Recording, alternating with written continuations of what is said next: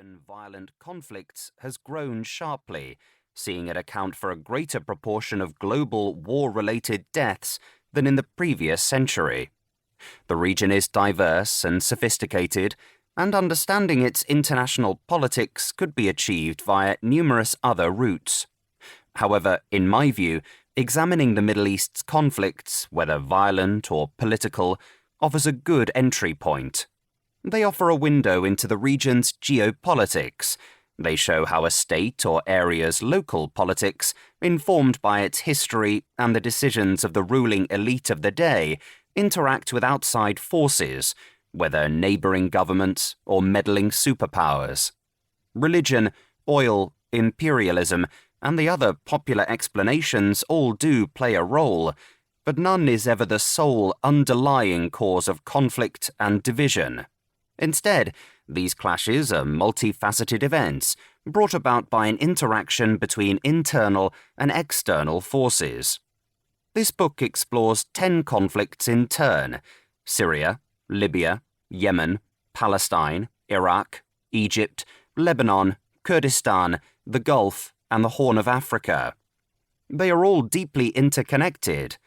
Turkey's behavior in Libya, for example, is hard to understand without reference to its experience in Syria. The US approach to both conflicts cannot be explained without understanding the legacy of its role in Iraq. While Saudi Arabia and the United Arab Emirates' hostile attitude to their Gulf neighbor Qatar cannot be understood without considering all three states' involvements in Egypt, Yemen, Syria, and Libya. The listener is therefore invited to explore the conflicts either in isolation or as a whole. Each chapter is self-contained, but can also be part of a 10-part narrative of international relations in today's Middle East. In addition to the 10 conflicts in question, each chapter contains a discussion of one of the 10 key regional and international players involved in these cases: the United States, Russia, China, the European Union, EU, Turkey, Iran, Saudi Arabia, Israel, Qatar, and the United Arab Emirates, UAE. While other governments are also often involved, the actions of these 10 are by far the most consequential. As well as acting as an introduction to the Middle East's geopolitics, this book aims to make several arguments. First, as mentioned, conflicts, whether military or political, are complex. This is true of any conflict in the world. Though the Middle East has certain unique features compared to other regions, notably its geographical location at a crossroads of 3 continents, its particular religious heritage, and its vast reserves of oil, reducing explanations for its fractures to these features is simplistic and inaccurate. It is far more helpful to explore how these characteristics have impacted the complex decisions being made, rather than using them lazily as a predetermined explanation.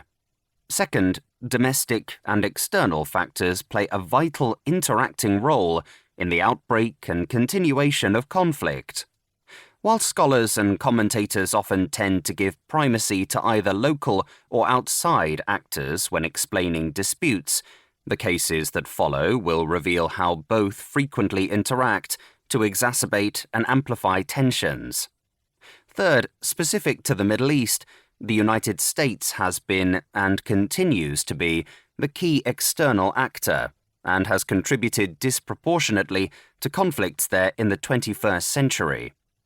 By first overreaching in the 1990s and 2000s, and then stepping back in the 2010s, Washington helped create a vacuum in regional security and politics. Finally, this vacuum has often been filled by regional and international powers, such as Saudi Arabia, Iran, and Russia, contributing further to conflict. What makes the modern Middle East particularly susceptible to such rivalries is the number of powers willing to intervene, a far greater number than in the past. This was an argument I first developed researching the Syrian civil war.